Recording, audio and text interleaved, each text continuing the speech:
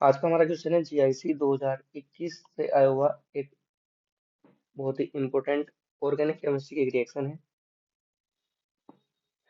जिस रिएक्शन का नाम है SN2 रिएक्शन। ठीक है, SN1 और SN2 रिएक्शन ये बहुत ही फेमस और बहुत ही इम्पोर्टेंट रिएक्शन है।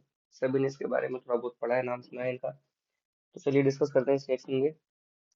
इस क्वेश्चन में हमसे कहा गया है कि SN2 रिएक्शन के रिगार्डिंग हमें कुछ स्टेटमेंट यहाँ पर दिए हुए हैं। ठीक है, इन स्टेटमेंट में से हमको बताना है, सबसे लास्ट में नीचे दिया हुआ है, select the correct answer from the code given below, यानी कि जो हमें कोड दिए हुए हैं, जो फर्स्ट सेकंड थर्ड फोर्थ दिए हुए हैं, इनमें से कौन सा करेक्ट है। ठीक है, चलिए SN2 रिएक्शन के बारे में डिस्कस कर लेते हैं।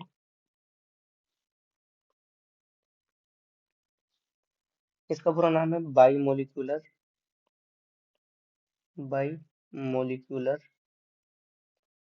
Nucleophilic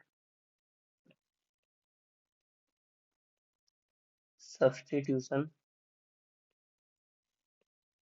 reaction. ठीक है, टू का मतलब बाइमोलिकुलर, एन मतलब न्यूक्लियोफिलिक और एस मतलब सब्स्टिट्यूशन।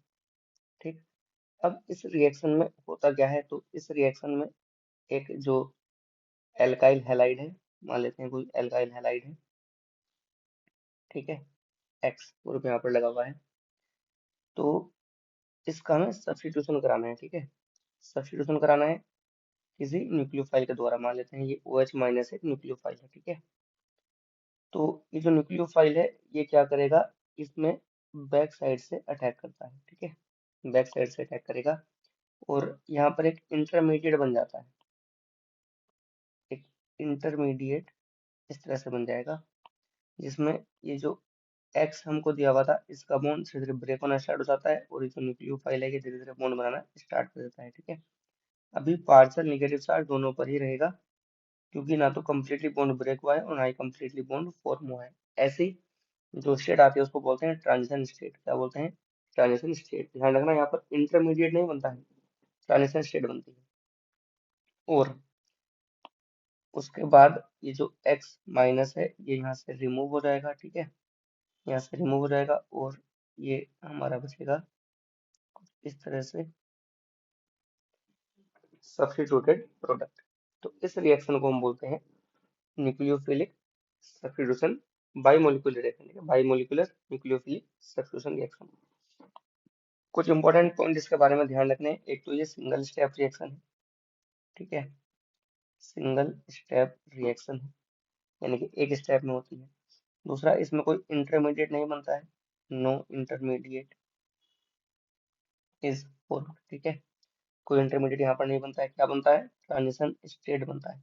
ठीक है, अगर हम बात करें इसकी स्टीरियोकेमिस्ट्री की, तो इसकी जो स्टीरियोकेमिस्ट्री पे आपने देखा, अगर कोई ग्रुप यहाँ से मतलब रिमूव हो रहा है और इसी जगह आगे ग्रुप जाके अटैच हो जाता है, तो उसको बोलते हैं रिटेंशन, रिटेंशन ऑफ कॉन्फ़िगरेशन। लेकिन ये इसके बिल्कुल अपोजिट, यहाँ से देखो इसके अपोजिट जाके इसने अटैक किया है, तो उसको बोलते हैं इन्वर्जन। ठीक है, तो हम कह सकते हैं इसमें लगभग 100% इन्वर्जन होता है, प्रतिलोमन जिसको बोलते हैं हिंदी में। ठीक है, इन्वर्जन ऑफ कॉन्फ़िगरेशन यहाँ पर होता है। तो SN2 रिएक्शन में ये पॉइंट ध्यान रखना है। अगर यहाँ पर इंटरमीडिएट नहीं बनता है तो कोई रीअरेंजमेंट भी नहीं होता है, ये भी ध्यान रखना है। ठीक है, इंटरमीडिएट अगर नहीं बनता है तो कोई रीअरेंजमेंट भी नहीं होता है, no rearrangement. Generally SN1 reaction में इंटरमीडिएट बनता है, तो इंटरमीडिएट बनने की जब भी बनता है तो उसमें संभावना होती है कि रीअरेंजमेंट भी हो सकता है, लेकिन यहाँ पर कोई इंटरमीडिएट नहीं बनता है तो रीअरेंजमेंट की संभावना भी खत्म हो जाती है। ठीक है, और इसमें ध्यान रखना है जो पोलर एप्रोटिक सोलवेंट होते हैं, पोलर एप्रोटिक। ठीक है, एप्रोटिक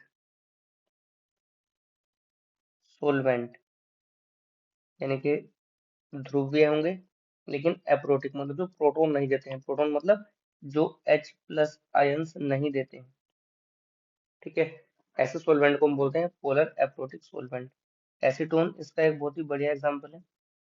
एक DMF होता है, di methyl formamide, DMSO di methyl sulphoxide.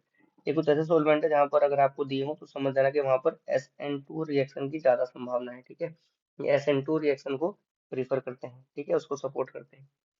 और अगर हम बात करें रिएक्टिविटी की, तो जो एल्काइल हैलाइड्स होते हैं RH, ये 1 डिग्री वाला सबसे ज्यादा रिएक्टिव होता है SN2 रिएक्शन के लिए, 2 डिग्री वाला उससे कम, और 3 डिग्री वाला सबसे कम होता है, ठीक है। क्योंकि 3 डिग्री वाले में स्टेरिक हिंड्रेंस सबसे ज्यादा होता है, बल्कि ग्रुप, बड़े बड़े ग्रुप वहां पर प्रेजेंट होते हैं, तो इसलिए ये रिएक्शन का जो रेट है वो बहुत स्लो हो जाता है, बहुत कम हो जाता है। हम कह सकते हैं कि जो SN2 रिएक्शन का जो रेट है वो स्टेरिक हिंड्रेंस स्टेरिक हिंड्रेंस के इनवर्सली प्रोपोर्शनल होता है, ठीक है। स्टेरिक हिंड्रेंस मतलब जब बड़े बड़े ग्रुप आ जाते हैं, बल्कि ग्रुप्स आ जाते हैं, तो उसकी वजह से जो बाधा होती है रिएक्शन में, उसको हम स्टेरिक बाधा या स्टेरिक हिंड्रेंस बोल देते हैं, ठीक है। और यहाँ पर क्या रखना है आपको, हाँ, जो एल्काइल हैलाइड्स हैं ये तो 1 डिग्री, 2 डिग्री, 3 डिग्री की बात होती है। अगर हम बात करें alkyl iodide, alkyl bromide, alkyl chloride and alkyl fluoride, तो सबसे ज्यादा जो रिएक्टिव होता है वो एल्काइल आयोडाइड होता है, उससे कम ब्रोमाइड, उससे कम क्लोराइड, और सबसे कम होता है फ्लोराइड। ये वाला ऑर्डर आपको दोनों में ध्यान रखना है, चाहे SN2 रिएक्शन हो चाहे SN1 रिएक्शन हो, दोनों में ही रिएक्टिविटी का जो ऑर्डर है वो ये है। मतलब जो एल्काइल आयोडाइड है वो मोस्ट रिएक्टिव होते हैं टुवर्ड्स न्यूक्लियोफिलिक सब्स्टिट्यूशन रिएक्शन, और जो एल्काइल फ्लोराइड होते हैं वो लीस्ट रिएक्टिव होते हैं, सबसे कम रिएक्टिव होते हैं। इसका रीजन ये है क्योंकि जब ये सब्स्टिट्यूशन करेंगे तो ये वाला बॉन्ड हमको ब्रेक करना होता है, ठीक है, ये वाला बॉन्ड हमको ब्रेक करना होता है। और ये जो ग्रुप कहलाता है इसको हम बोलते हैं लिविंग ग्रुप। मतलब मैं ऊपर आपको लेके चलूं तो ये जो ग्रुप था ये एक्चुअल में लिविंग ग्रुप है, ये लीव करेगा, यहाँ से हट जाएगा, और जब ये हट जाएगा तो दूसरा वाला जो ग्रुप है यानी कि जो न्यूक्लियोफाइल है ये आके इससे अटैच हो जाएगा। तो अगर ये लिविंग ग्रुप एक अच्छा लिविंग ग्रुप है, ठीक है, ये लिविंग ग्रुप, तब ये रिएक्शन बहुत इजीली हो जाती है, और अगर ये बहुत खराब लिविंग ग्रुप है तो ये रिएक्शन बहुत मुश्किल से होती है। तो ध्यान रखना, जो लिविंग ग्रुप एबिलिटी होती है, लिविंग ग्रुप एबिलिटी, वो ये होती है बेटा I-, सबसे बढ़िया लिविंग ग्रुप होता है आयोडाइड आयन, ब्रोमाइड आयन उससे कम, क्लोराइड आयन उससे कम, और फ्लोराइड आयन सबसे कम, सबसे बेकार लिविंग ग्रुप होता है। तो इसलिए क्योंकि ये बहुत बेकार लिविंग ग्रुप है, it is bad leaving group and it is good living group. तो ये अच्छा लिविंग ग्रुप है, इसलिए इजिली लीव कर जाएगा, आसानी से हट जाता है, इसलिए रिएक्टिविटी ज्यादा होती है, ठीक है। लिविंग ग्रुप को आप बेस से भी रिलेट कर सकते हैं, जो बेसिक स्ट्रेंथ होती है, ठीक है। वीक या वीकर बेस, जो कमजोर बेस होते हैं, this are good living group, वो अच्छे लिविंग ग्रुप होते हैं, आप ये भी कह सकते हो, ठीक है। जो वीक बेस होते हैं वो अच्छे लिविंग ग्रुप होते हैं। चलिए, कुछ इंपॉर्टेंट पॉइंट मैंने आपको SN2 रिएक्शन के बारे में यहाँ पर बताए, जो भी इंपॉर्टेंट पॉइंट है वो आप इनमें से नोट कर सकते हैं, ठीक है। अब देख लेते हैं SN2 रिएक्शन के बारे में क्या क्या पॉइंट यहाँ पर दिए हुए हैं, ठीक है। यहाँ पर हमको दिया हुआ है दे आर बाइमोलिकुलर रिएक्शन, बिल्कुल सही है, इसका नाम ही है bimolecular nucleophilic substitution reaction, they proceed with complete inversion of configuration, inversion of configuration 100% inversion होता है, मैंने आपको भी बताया, बिल्कुल ठीक है ये वाला पॉइंट भी।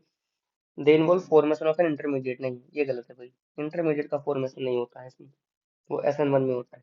There is no rearrangement in them, हाँ ये भी सही है, कोई रीअरेंजमेंट नहीं होता है, इंटरमीडिएट नहीं बनता है तो रीअरेंजमेंट में नहीं होता है।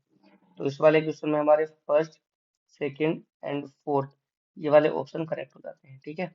अगले किसी और रिएक्शन में SN1 रिएक्शन और एक SNI रिएक्शन भी होती है, उसको मैं डिस्कस करूंगा, वहां से PGT में भी